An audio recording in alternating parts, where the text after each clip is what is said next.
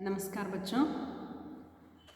आज ईमानदारों के सम्मेलन तो पहला भाग हो चुका था, तो दूसरा भाग के बारे में हम यहाँ पर जानकारी प्राप्त करेंगे।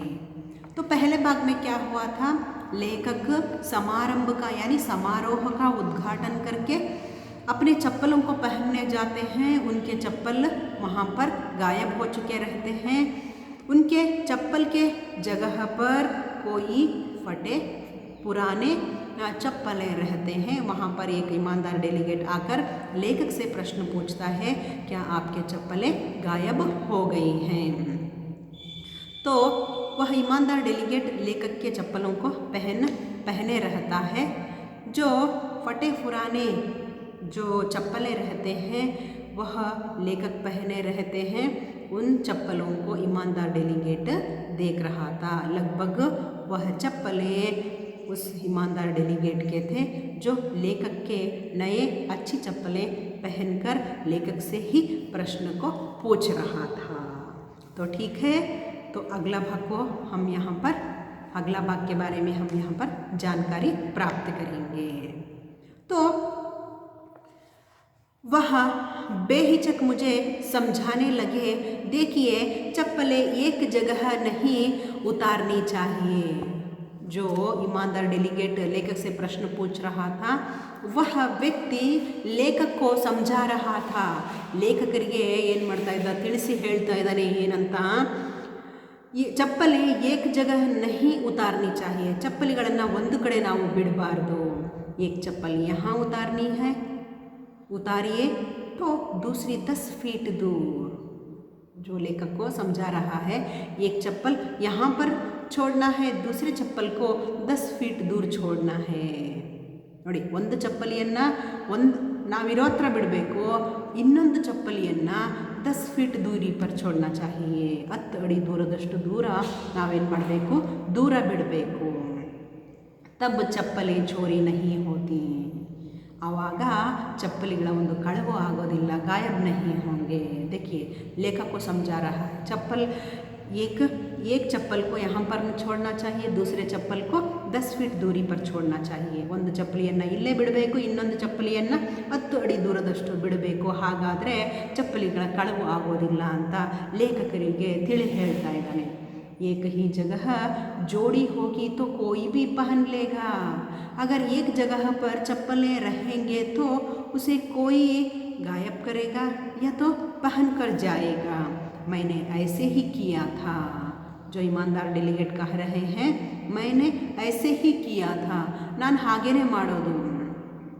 मैं एक चप्पल यहाँ छोड़ूंगा, दूसरी चप्पल को 10 फीट दूरी पर छोड़ूंगा, तो तब क्या होगा, चप्पलें चोरी नहीं होंगे। मैं वैसे ही करता हूँ। ಒಂದು ಚಪ್ಪಲಿಯನ್ನು ಇಲ್ಲಿ ಬಿಡಬೇಕು, ಇನ್ನೊಂದು ಚಪ್ಪಲಿಯನ್ನು 10 ಅಡಿ ದೂರದಷ್ಟು ದೂರ ಬಿಡಬೇಕು। ಆಗ ಚಪ್ಪಲಿಗಳ ಒಂದು ಕಳವು ಆಗೋದಿಲ್ಲ, ಯಾರೂ ಅದನ್ನು ತೊಟ್ಕೊಂಡು ಹೋಗೋದಿಲ್ಲ। ನಾನು ಹಾಗೇನೆ ಮಾಡೋದು। ಮೈ ವೈಸೆ ಹಿ ಕರ್ ರಹಾ ಹೂँ, ಕಿಯಾ ಥಾ ಅಂತ ಹೇಳ್ತಾ ಇದ್ದಾರೆ।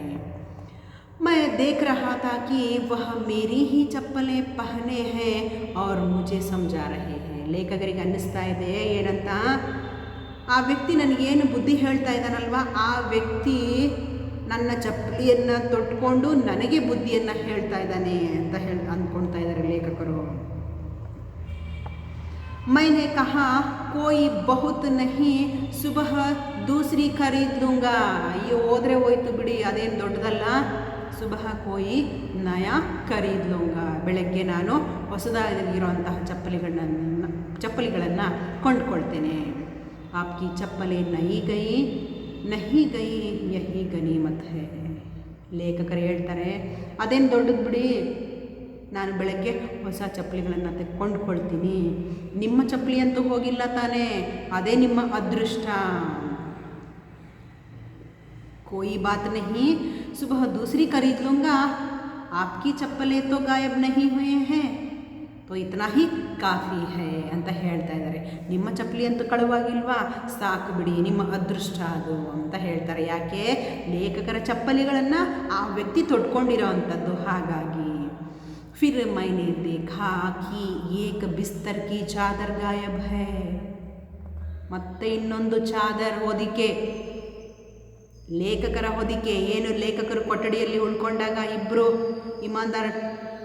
ईमानदारी लोग जो आए थे उन्हें तकलीफ़ होगी यह सोचकर जो कमरे का ताला नहीं लगाया था इसका असर ही अब लेखक का गायब हो गया है ನೋಡಿ.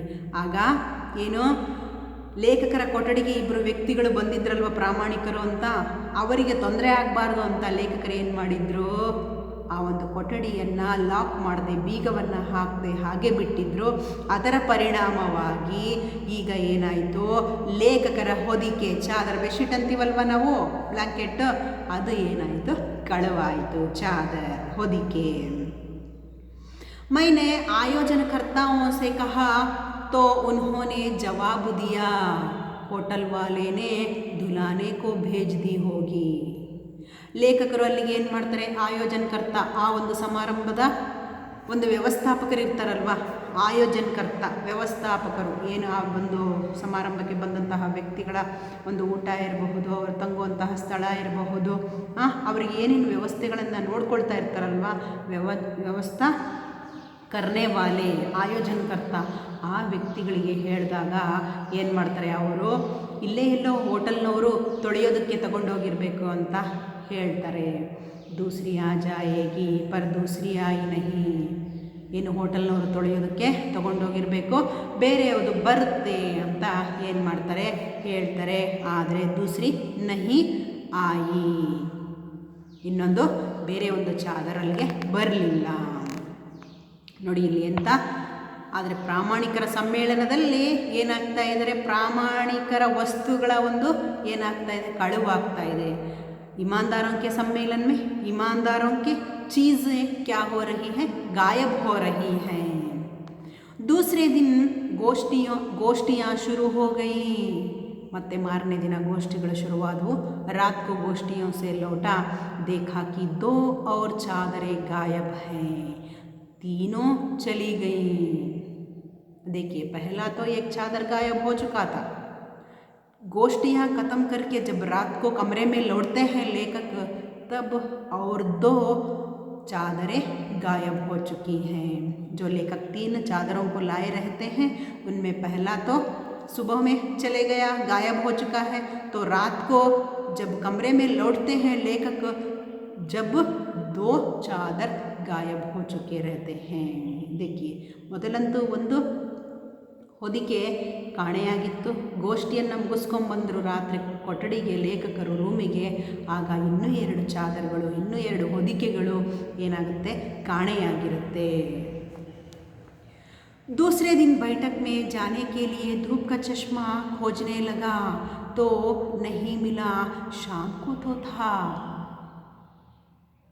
ಏನು ಹಗಲಲ್ಲಿ ನಡೆಯುವಂತಹ ಒಂದು ಸಮಾರಂಭ ಇರುತ್ತೆ, ಅಂತಹ ಒಂದು ಸಮಾರಂಭಕ್ಕೆ ಹೋಗಬೇಕಾದ್ರೆ ಬಿಸಿಲಿರುತ್ತಲ್ವ, ಆವಾಗ ಏನು ಮಾಡ್ತಾರೆ, ಕೂಲಿಂಗ್ ಗ್ಲಾಸನ್ನು, ಧೂಪ್ ಚಶ್ಮಾ ಕೂಲಿಂಗ್ ಗ್ಲಾಸನ್ನು ನೋಡ್ತಾರೆ ಅಥವಾ ಹುಡುಕ್ತಾರೆ.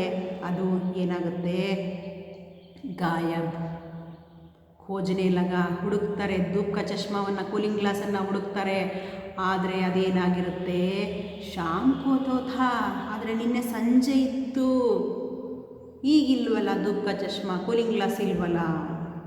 मैंने 1-2 लोगों से कहा तो बात फैल गई. ನನ್ನ धूप का चश्मा यानी मेरा धूप का चश्मा खो गया है. कल तो था, कल शाम में था. यह बात सारे जगह पर फैल गया, यानी लेखक के धूप का चश्मा गायब हो चुका है. यह बात फैल गया, ಎಲ್ಲ ಕಡೆ ಹರಡ್ಕೊಂಡ್ಬಿಡ್ತು. इसी समय बगल के कमरे में हल्ला हुआ. अरे मेरा ब्रीफ केस कहाँ चला गया, यहीं तो रखा था. ಇನ್ನೇನು ಲೇಖಕರು ಧೂಪ್ ಚಶ್ಮಾ ಕಳೆದೋಗಿದೆ ಅಂತ ಇವ್ರ ರೂಮಲ್ಲಿ ಏನು ಮಾಡ್ತಾಯಿದ್ರು, ಹುಡುಕಾಡ್ತಾ ಇದ್ರು.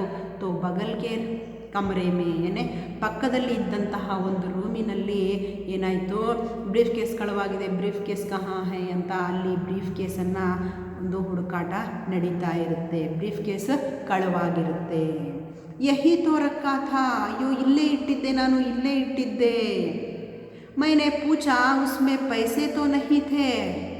ಕೇಳ್ತಾರೆ ಲೇಖಕರು, ಅದರಲ್ಲಿ ಏನಾದರೂ ದುಡ್ಡಿಟ್ಟಿದ್ದಪ್ಪ ಅಂತ ಕೇಳ್ತಾರೆ. ಇಲ್ಲ. ಜವಾಬ್ ಮಿಲಾ ಪೈಸೆ ತೋ ನಹಿ ತೇ ಕಾಗಜಾತ್ ತೇ. ಅಯ್ಯೋ ನಾನು ಏನು ದುಡ್ಡಿಟ್ಟಿರಲಿಲ್ಲಪ್ಪ, ಅದರಲ್ಲಿ ಏನು ಪೇಪರ್ಗಳಿದ್ದವು, ಕಾಗಜಾತ್.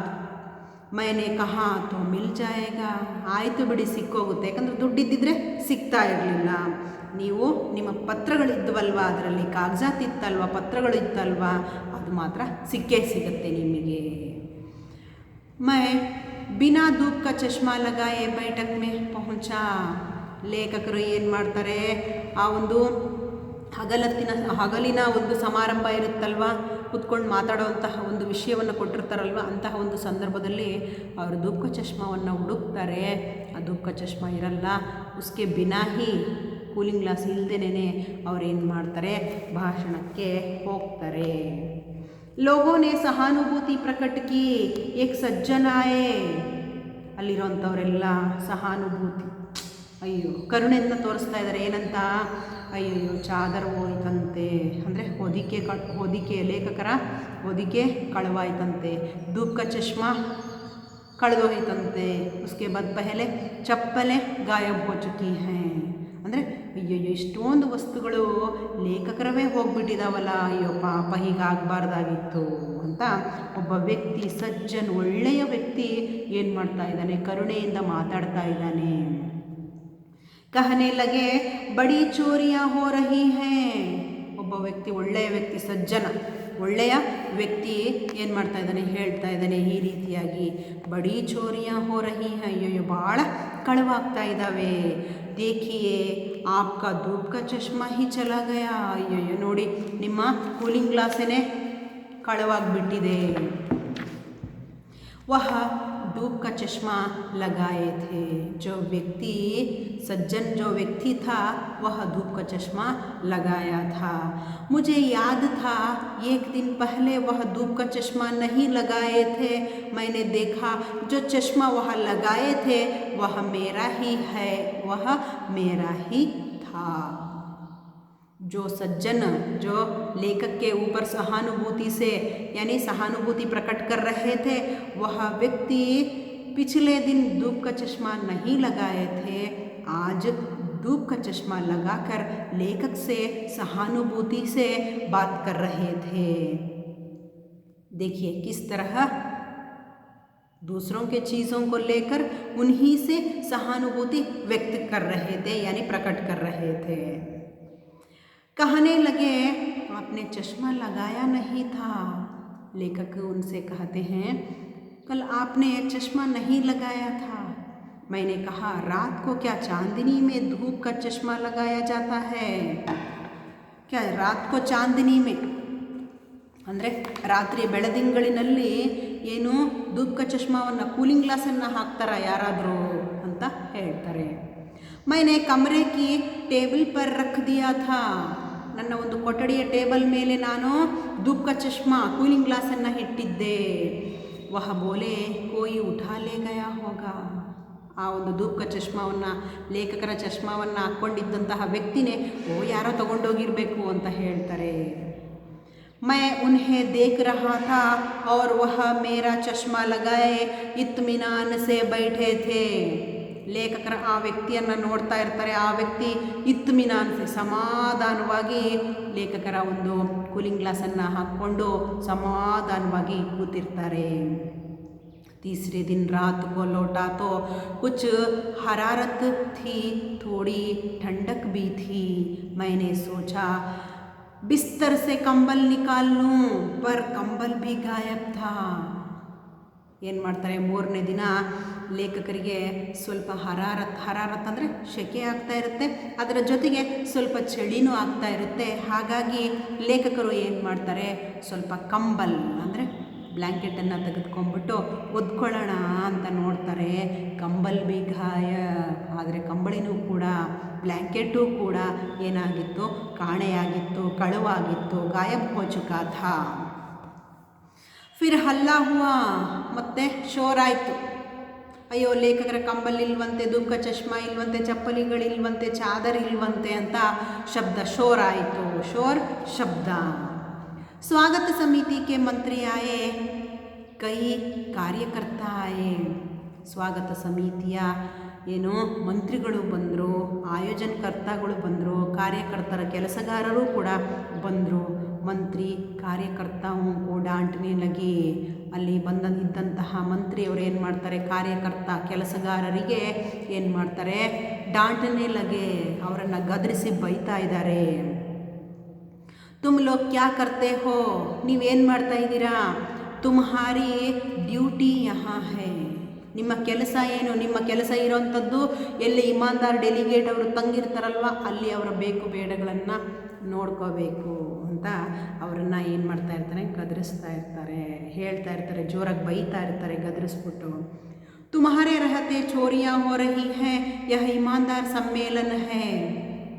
ಇಷ್ಟೊಂದು ಕಾರ್ಯಕರ್ತ ಕೆಲಸಗಾರರು ಇರುವಂತಹ ಸ್ಥಳದಲ್ಲಿ ಇಷ್ಟೊಂದು ವಸ್ತುಗಳ ಕಳವಾಗ್ತಾ ಇದೆ. ಆದರೆ ಇದು ಎಂತಹ ಸಮ್ಮೇಳನ, ಇಮಾನ್ದಾರೋಂಕೆ ಸಮ್ಮೇಳನ, ಪ್ರಾಮಾಣಿಕರ ಸಮ್ಮೇಳನದಲ್ಲಿ ಇಷ್ಟೊಂದು ವಸ್ತುಗಳ ಒಂದು ಕಳವಾಗ್ತಾ ಇದೆ, ಇದು ಸರಿನಾ.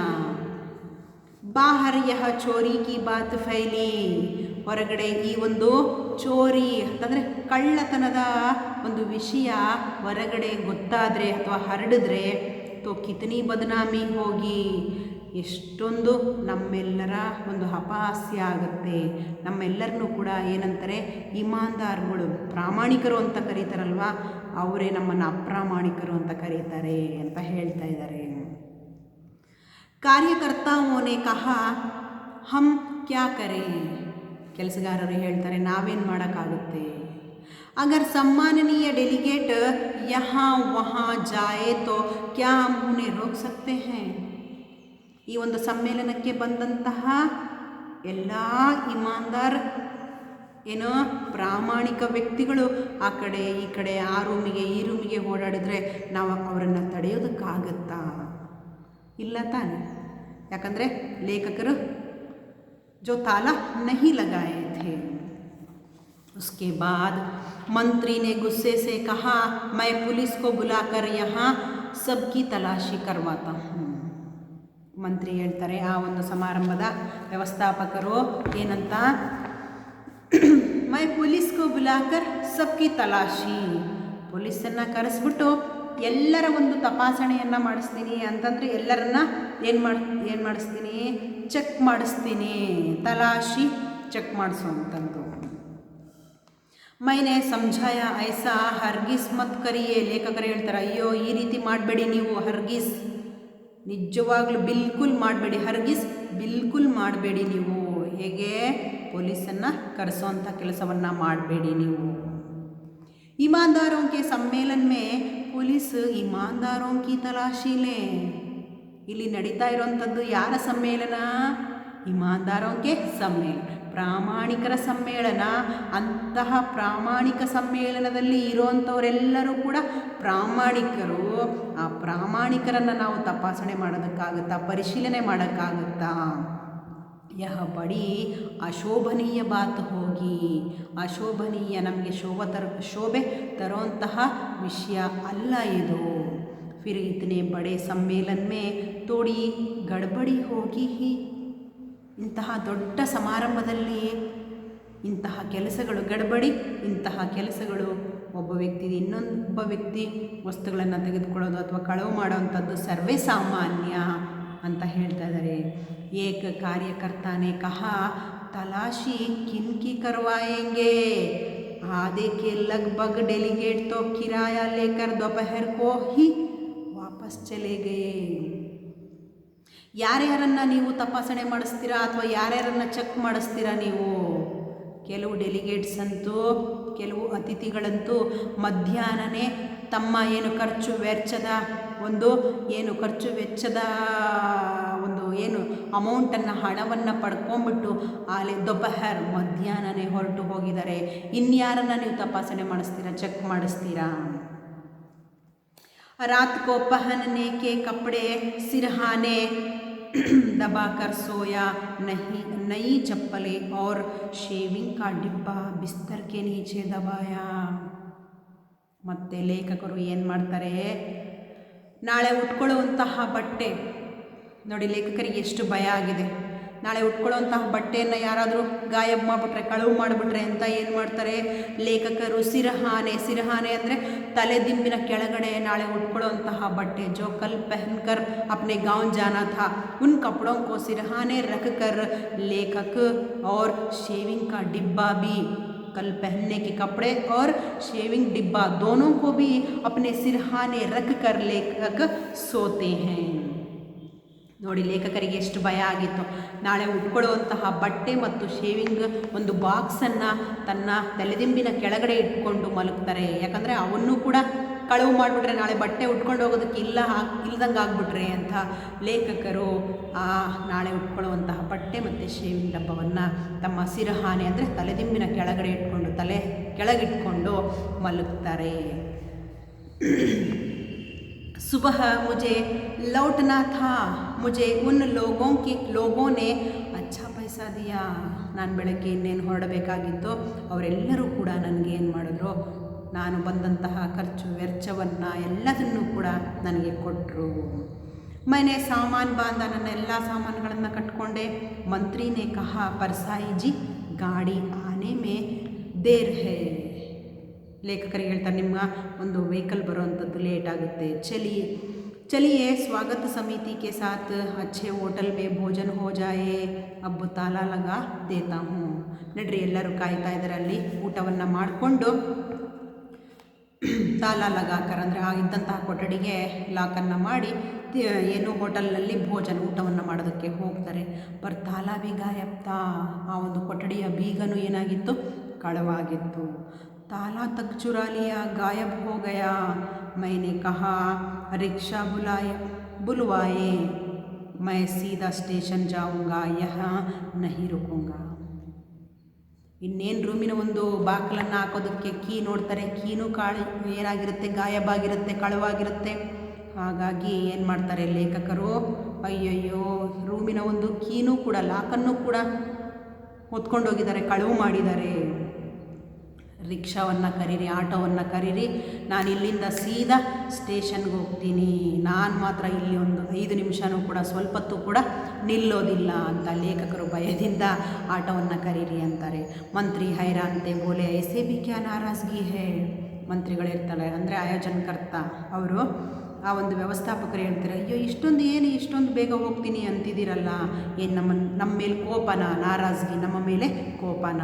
ಮೈನೆ ಕಹಾ ನಾರಾಜ್ಗಿ ಕತೈ ನಹಿ, ನಿಜವಾಗ್ಲೂ ನಿಮ್ಮ ಮೇಲೆ ಬೇಜಾರಿಲ್ಲಪ್ಪ ನನಗೆ. ಬಾತ್ ಯಹ ಹೈ ಕಿ ಚೀಸೆ ತೋ ಸಬ್ ಚುರಾ ಲಿ ಗೈ, ನನ್ನಲ್ಲಿದ್ದಂತಹ ಎಲ್ಲ ವಸ್ತುಗಳನ್ನು ಕೂಡ ಎಲ್ಲರೂ ಏನು ಮಾಡಿದ್ದಾರೆ, ಕಳ್ತನ ಮಾಡ್ಕೊಂಡ್ಬಿಟ್ಟಿದ್ದಾರೆ, ಎಲ್ಲ ಮಾಯ ಆಗಿಬಿಟ್ಟಿದ್ದಾವೆ. ತಾಲ ತಕ್ಕು ಚೋರಿ ಮೇ ಚಲಾ ಗಯ, ಆ ಒಂದು ರೂಮಿನ ಕೀನೂ ಕೂಡ ಬಿಟ್ಟಿಲ್ಲ, ಅದನ್ನೂ ಕೂಡ ಹೊತ್ಕೊಂಡೋಗಿದ್ದಾರೆ. ಅಬ್ ಮೈ ಬಚಾ ಹೋ, ನಾನೊಬ್ಬನೇ ಮಾತ್ರ ಉಳ್ಕೊಂಡಿರೋದು. ಅಗರ್ ರುಖಾತೋ, ನಾನು ಕೂಡ ಇಲ್ಲೇನಾದರೂ ಉಳ್ಕೊಂಡ್ರೆ ಮಹಿ ಚುರಾಲಿಯಾ ಜಾವುಂಗ, ನನ್ನನ್ನು ಕೂಡ ಕಳುವು ಮಾಡಿಬಿಡ್ತಾರೆ, ನನ್ನನ್ನು ಕೂಡ ಮಾಯ ಮಾಡಿಬಿಡ್ತಾರೆ ಅಂತ ಲೇಖಕರು ಆಟೋವನ್ನು ಹಿಡಿಯೋದಕ್ಕೆ ಏನು ಮಾಡ್ತಾರೆ, ಹೋಗ್ತಾರೆ. ನಾನು ಇಲ್ಲಿರೋದೇ ಬೇಡ, ಇದ್ದರೆ ನನ್ನನ್ನು ಕೂಡ ಏನು ಮಾಡ್ತಾರೆ, ಚುರಾಲೇಂಗೆ, ನನ್ನನ್ನು ಕೂಡ ಮಾಯ ಮಾಡ್ತಾರೆ, ಕಳುವು ಮಾಡ್ತಾರೆ ಅಂತ. तो बच्चों यहाँ पर देखिए हरिशंकर परसाई जी व्यंग्य और हास्य दोनों का सम्मेलन करके यहाँ पर ईमानदारों के सम्मेलन पाठ को यहाँ पर हमें कुछ लोगों के ಸ್ವಭಾವों को यहाँ पर हमें दर्शाए हैं. ಕೆಲವು ವ್ಯಕ್ತಿಗಳ ಒಂದು ಸ್ವಭಾವ ಹೇಗಿರುತ್ತೆ ಅನ್ನೋದನ್ನು ಇಲ್ಲಿ ಹರಿಶಂಕರ್ ಪರ್ಸಾಯಿಜಿ ಅವರು ನಮಗೆ ಇಲ್ಲಿ ಹೇಳಿದ್ದಾರೆ.